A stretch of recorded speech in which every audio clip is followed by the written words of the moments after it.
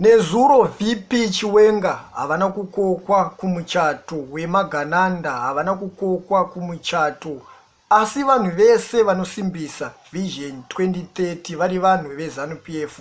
Ndikuona panapa kuti vakange vakazara kumuchato wemwana wavakuda kwashe Tagwirei. Vamakandiwa chaivo vakange variko kumuchato iwowo. Ndikuona panapa kuti Wicknell Chivayo akange ariko kumuchato iwowo.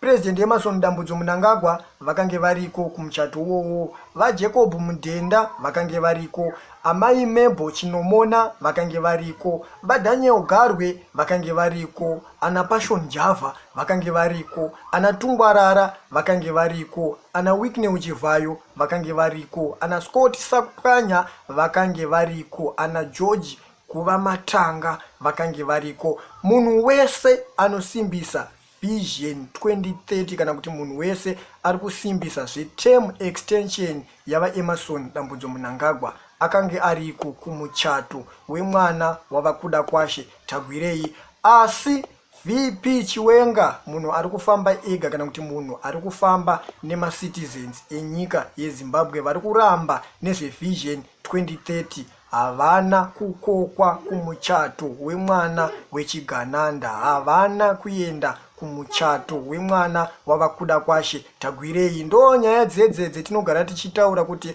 kukauya vanhu vakaita sana Ramaphosa tinongoona kuti ana Tagwirei, ana Wicknell Chivayo navaMnangagwa vanongofamba nedirection yavo.